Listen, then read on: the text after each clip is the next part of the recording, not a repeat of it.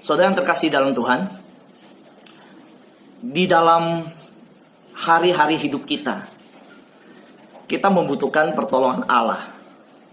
Yang tentunya yang kita lakukan dengan berdoa setiap pagi ini adalah sebuah bukti kita membutuhkan Allah, pertolongan Allah. Mengajarkan bahwa memang kita bergantung pada Tuhan. Doa yang kita lakukan bersama, sebuah pengakuan bahwa Tuhan, saya lemah, saya butuh Tuhan, saya minta Tuhan pimpin saya. Nah, oleh karena itu, yuk saya ajak kita sekali lagi tundukkan kepala, kita berdoa sebelum mendengarkan firman Tuhan. Kami datang kepadamu Tuhan di dalam nama Yesus Kristus. Nama yang ajaib, nama yang besar, nama yang maha kuasa, nama yang terhormat, nama di atas segala nama. Karena nama itu kami boleh datang ke tahta yang maha kudus. Dan di dalam nama Yesus kami membuka hati kami, meminta pertolongan Roh Kudus untuk boleh mengerti firman Tuhan yang kami dengar. Bukalah hati kami sebelum kami membuka firman-Mu. Dalam nama Yesus kami berdoa. Amin. Amin. Mazmur pasal 91 ayat 11 berkata demikian. Sebab malaikat-malaikatnya akan diperintahkannya kepadamu untuk menjaga engkau di segala jalanmu. Ini mazmur yang sangat populer ketika masuk di masa Covid.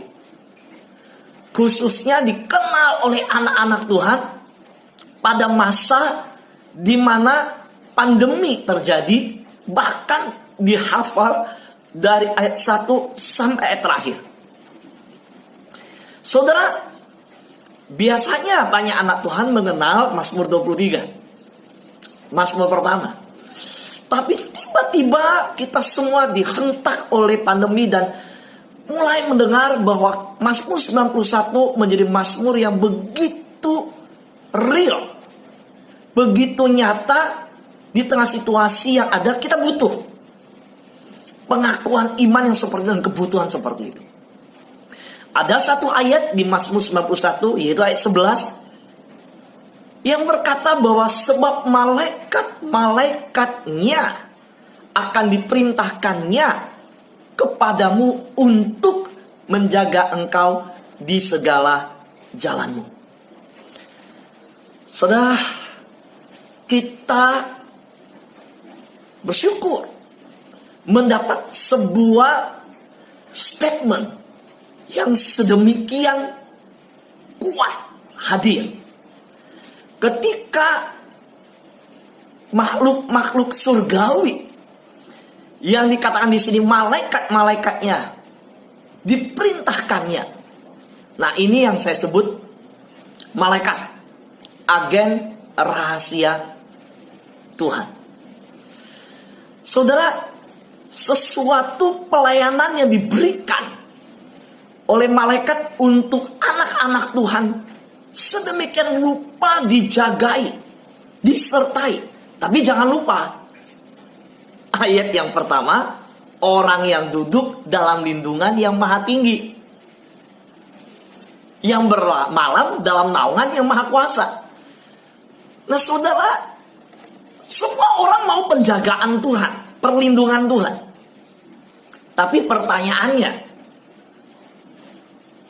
apakah duduk, apakah tinggal di dalam Tuhan?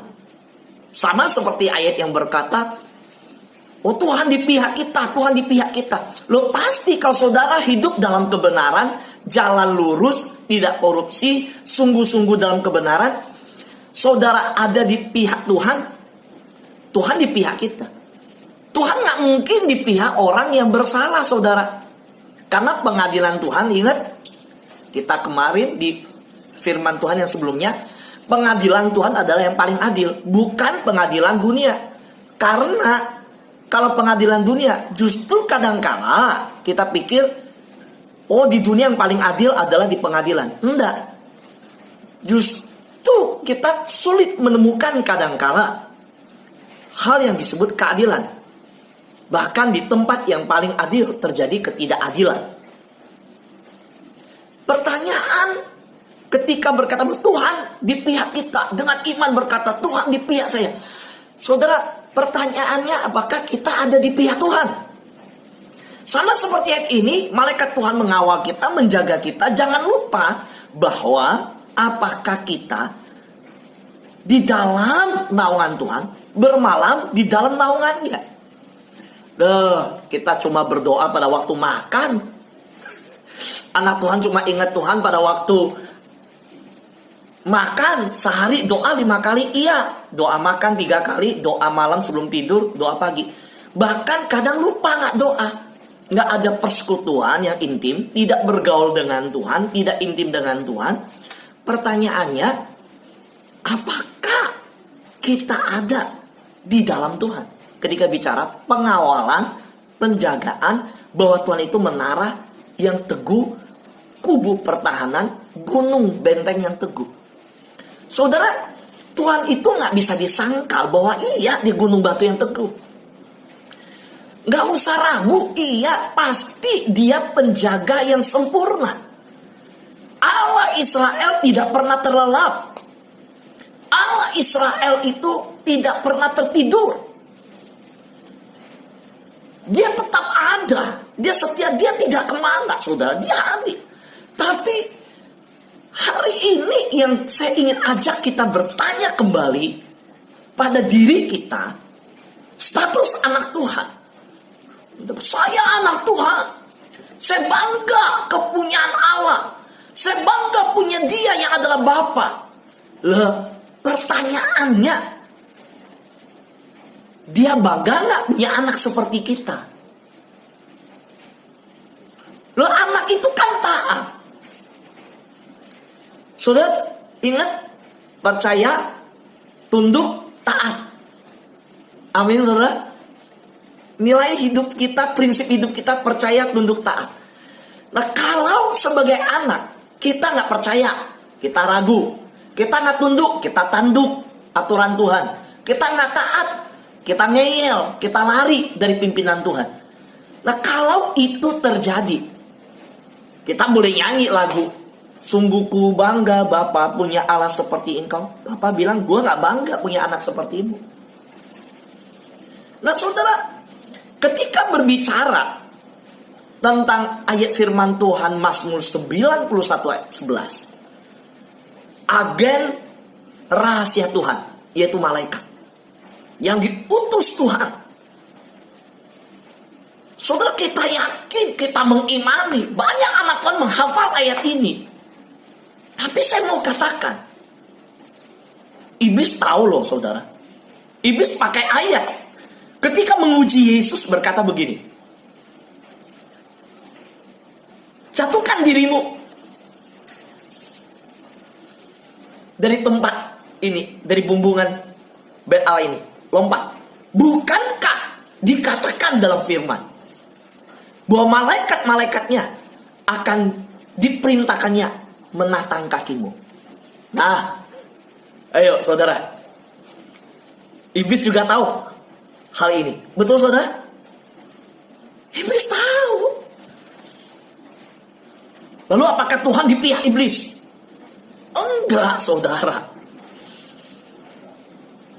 Saudara, apakah menghafal ayat dan tahu ayat itu berarti wah, luar biasa? Enggak, saudara. Enggak. Makanya firman Tuhan berkata, jadilah pelaku firman, bukan pendengar saja. Jadilah pelaku. Nah, hari ini, puji Tuhan, kalau ayat ini di luar kepala kita, kita hafal, kita perkatakan, bagus, harus saya menghafal Mazmur 91. Tapi saya ajak kita bersama-sama lebih memaknai dahsyatnya perlindungan yang disediakan Tuhan, menggali lebih dalam bagaimana kita hidup di dalam perlindungan itu. Kita lihat Matius pasal 1 ayat 20. Saya bacakan. Matius pasal 1 ayat 20. Kalau bicara Matius pasal 1 dan di bulan Desember, langsung kita tahu, wah, ini suasana Natal. Amin. Tetapi ketika ia mempertimbangkan maksud itu, malaikat Tuhan nampak kepadanya dalam mimpi dan berkata, Yusuf anak Daud, janganlah engkau takut mengambil Maria sebagai istrimu, sebab anak yang di dalam kandungannya adalah dari Roh Kudus. Saudara terkasih dalam Tuhan, cerita tentang Maria yang mengandung dari Roh Kudus itu sampai ke telinga Yusuf. Maria menyampaikannya. Kita semua sangat hafal dan mengingat alur kisah ini. Apalagi di setiap masa Natal, bagian ayat ini, perikop ini diangkat senantiasa. Nah, hari ini saya ingin mengantar kita memaknai Natal dari awal Desember ini. Bagaimana pelayanan malaikat yang adalah agen rahasia Allah bekerja dalam sebuah keputusan seorang anak muda. Ini adalah intervensi Allah. Ini adalah dimensinya Allah yang bertindak di dalam dimensi ruang dan waktu manusia. Apa yang terjadi dengan Yusuf? Saudara, calon suaminya Maria ini, anak muda ini, pria yang bernama Yusuf, sangat wajar kaget. Saudara, bagaimana tidak kaget? Dia baru bertunangan dan dia tahu bahwa dia belum melakukan yang tidak pantas kepada Maria. Dia tidak bersetubuh dengan Maria. Tapi sang wanita, sang pacar bilang hamil. Saudara, dalam sejarah seluruh Alkitab kita tahu ada kelahiran yang dimana terjadi. Kalau kita bertanya, ada nggak kelahiran yang tanpa pria? Nggak ada. Kalau ada nggak wanita ada di dunia, manusia ada di dunia, tanpa semua pernikahan? Ada. Ada nggak saudara? Ada. Tanpa pernikahan, hadirnya seorang manusia di dunia ada. Yaitu Hawa. Hawa kan nggak dilahirkan. Hawa terambil dari pria, tulang rusuk pria. Ada saudara. Tapi saudara, wanita yang ada di dunia, wah, dimana setelah contoh itu nggak ada lagi contoh yang lain, dimana manusia ada tanpa pernikahan. Tetapi terjadi menimpa Yusuf. Nah, apa yang terjadi saudara selanjutnya? Ingat, secara manusiawi kedagingan, Yusuf nggak bisa terima. Saudara ingat, manusia rohani dengan manusia jasmani itu bertentangan. Pikiran ilahi dengan pikiran manusiawi bertentangan. Hidup menurut roh dan hidup menurut daging itu bertentangan. Karena itu Alkitab berkata, hiduplah oleh roh. Keinginan roh bertentangan dengan keinginan daging. Amin saudara. Ayat firman Tuhan berkata keinginan roh bertentangan. Nah saudara, keinginan daging Yusuf gak bisa terima. Tapi keinginan Tuhan, roh, harus terjadi. Sejarahnya keselamatan melalui kehidupan Maria, di mana bayi Yesus dilahirkan. Maka apa yang terjadi saudara? Agen rahasia Allah diutus oleh Allah. Dikatakan di firman ini, malaikat Tuhan nampak kepada Yusuf dalam mimpi. Saudara, lihat, tanpa intervensi Allah, seorang pemuda akan ambil keputusan yang salah. Kadang kita sadari bahwa keputusan bisnis, keputusan keluarga, keputusan hidup. Kita mungkin pikir selama ini sukses karena kita hebat. Saya percaya enggak, saudara. Ada intervensi, ada turut campur tangan Allah di dalamnya. Karena sumber berkat adalah Tuhan. Kalau saudara hari ini diberkati, bukan karena gagah dan perkasa kita, tapi karena tuntunan Tuhan yang sempurna. Amin, saudara. Ya. Saudara, kita jelas lihat di depan mata kita, Yusuf pasti gagal kok kalau bukan Tuhan yang pimpin. Sampai Tuhan harus kirim malaikatnya, baru dia bisa ambil keputusan. Dari mana kita tahu? Ayat 24, saya bacakan. Sesudah bangun dari tidurnya, Yusuf berbuat seperti yang diperintahkan malaikat Tuhan itu kepadanya. Ia mengambil Maria sebagai istrinya. Saudara lihat. Jadi, apakah kekuatan Yusuf untuk mengambil Maria menjadi istrinya karena kekuatan dia? Enggak, saudara. Setelah Tuhan memberikan peneguhan melalui intervensi di dalam mimpi dengan malaikat Tuhan yang menyatakan diri dalam mimpi, memberitahukan. Jadi jelas, sekali lagi kita tahu kekuatan kedagingan kita nggak mungkin bisa, saudara. Hari ini kita sampai hari seperti ini. Kekuatan Yusuf dari mana bisa ngambil Maria sebagai istri? Kekuatan dari peneguhan malaikat yang hadir dalam mimpi memberitahukannya. Amin, saudara. Iya. Nah, maka saya percaya bahwa kalau hari ini kita mengalami keselamatan dari Tuhan, bahkan kita juga menjalani kehidupan dengan aman. Kemarin baru saya katakan ada terjadi pencurian. So, kalau hari ini kita parkir mobil kita aman. Hidup kita berjalan, dilindungi dalam mara bahaya, terluput. Kita lakukan segala sesuatu, kita pikir semua aman-aman saja. Enggak, saudara. Sebenarnya terjadi perlindungan Tuhan di dalamnya. Kita aja yang nggak sadar. Kita nggak tahu. Bahkan kita bangun tidur, menghirup udara, memandang ciptaan Tuhan, mendengar sesuatu, bisa berbicara. Kita bisa begini. Ini anugerah Tuhan, saudara. Dan saudara tahu, kita tidur, kita nggak bisa jaga diri kita sendiri. Waktu tertidur lelap, kita itu nggak bisa jaga diri kita sendiri. Kita nggak tahu apa yang terjadi sekitar waktu tertidur lelap. Tapi kita bisa bangun dengan sehat, saudara. Itu jelas penyertaan Tuhan. Amin, saudara. Iya. Nah, kita lihat hal yang kedua di Matius pasal 2 ayat 13. Ya, dikatakan begini.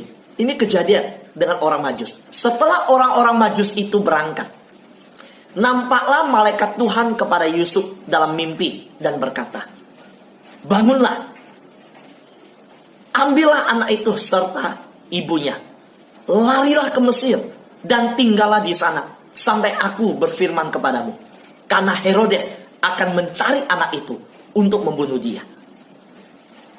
Saudara, manusia tidak berkuasa untuk menghindari yang namanya kecelakaan ancaman. Tapi kalau kita lihat ayat ini, yang melepaskan Yusuf dari ancaman pembunuhan Herodes, termasuk istrinya Maria, terluput. Apakah karena mereka bisa mendeteksi dengan peka ancaman itu? Enggak, saudara. Apakah karena Yusuf begitu hebatnya mengerti keadaan sekitar lingkungan? Enggak juga, saudara. Serta-merta jelas dikatakan bahwa kembali ya malaikat Tuhan ya menampakkan diri dalam mimpi kepada Yusuf. Saudara, waktu saya baca ayat ini, saya melihat betapa lemahnya manusia. Sebagai pekerja Tuhan, sebagai pelayan Tuhan, Yusuf ini alat di tangan Tuhan. Betapa lemahnya dia kalau Tuhan tidak menyatakan diri. Untuk menjaga pelayanan dia sendiri, menjaga kepercayaan Tuhan yang telah diberikan Tuhan, menjaga bayi Yesus ini, dia gak sanggup, saudara, untuk menjaga keselamatan bayinya ini. Kalau bukan intervensi daripada Allah, bagaimana dimensi ilahi bertindak dalam kehidupan Yusuf itu?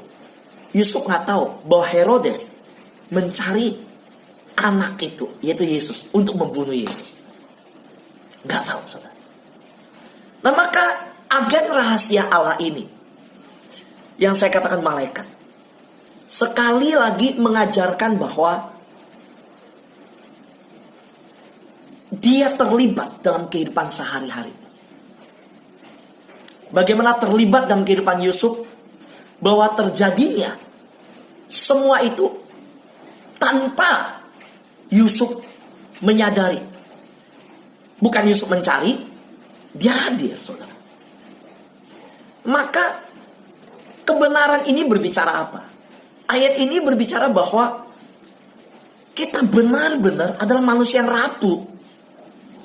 Kita manusia gak berdaya kalau bukan dalam pertolongan Tuhan. Saudara, kecelakaan, malapetaka, hal yang tidak kita inginkan bisa sewaktu-waktu menimpa kita. Maka hari ini kalau kita bisa mendengarkan firman Tuhan, kita bisa merenung dan duduk sehat atau berdiri atau sedang dalam perjalanan mendengarkan ini anugerah Tuhan. Saya tutup nih dengan ayat Matius pasal 2 ayat 19. Coba dengar kebenaran ayat ini. Setelah Herodes mati, nampaklah malaikat Tuhan kepada Yusuf dalam mimpi di Mesir, katanya. Nah, saudara, ayat ini melampaui, saya bilang ayat ini melampaui berita di WhatsApp, melampaui berita dari radio, internet, Google. Saudara, Yusuf itu letaknya ada di Mesir. Pemerintahan Herodes ada di wilayah yang mencakup Yudea dan sekitarnya, Israel. Saudara, masa itu nggak ada internet, nggak ada WhatsApp, nggak ada email. Berita yang seketika terjadi di Yudea dan sekitarnya, berita tentang kematian, itu bisa didapat oleh Yusuf. Itu dibawa oleh malaikat, saudara. Nah, ini mengajarkan apa ayat ini? Kebenaran berbicara apa? Bahwa seluruh kisah Natal yang dimana berpusat pada kehidupan Yusuf dan Maria, itu jelas terjadinya intervensi Allah yang begitu nyata mengantar keselamatan keluarga ini. Nah, hari ini saudara dan saya, kita perlu pertolongan Tuhan, penyertaan Tuhan. Lalu bagaimana kita bisa mengalami itu? Sekali lagi, semua itu hanya anugerah Tuhan. Saya mengajak kita hidup sungguh-sungguh dalam Tuhan. Percaya, tunduk dan taat senantiasa pada pimpinan Tuhan.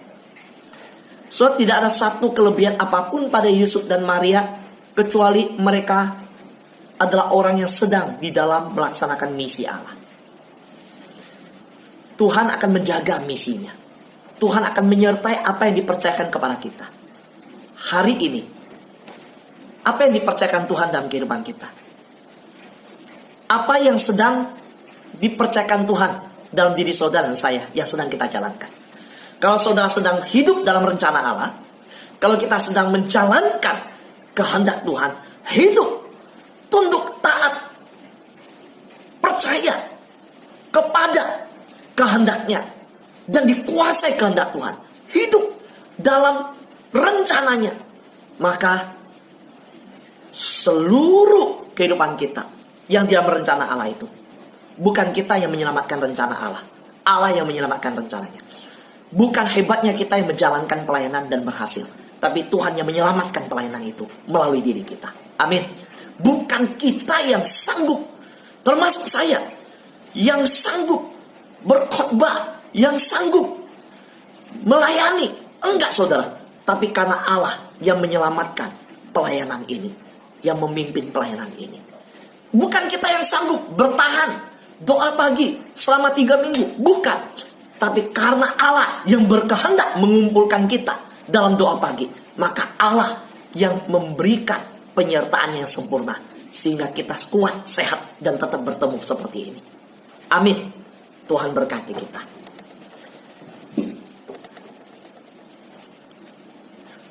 Minta Pak Michael berdoa untuk firman Tuhan dan doa berkat buat kita. Terima kasih Tuhan Yesus, Allah Bapa yang kami sembah di dalam nama Yesus Kristus. Hanya oleh karena kasih anugerah-Mu, kalau kami boleh ada pagi ini bersekutu dalam doa fajar ini ya Tuhan. Bapa, terima kasih Tuhan, kami percaya Engkau ada hadir di atas pujian penyembahan kami. Engkau ada di tengah-tengah kami. Engkau Allah yang telah memberikan roh hikmat, roh hayuan kepada kami. Tuhan, untuk pengertian-pengertian yang ilahi, untuk mengerti akan isi firman-Mu. Tuhan, sungguh siapakah kami ini ya Tuhan, yang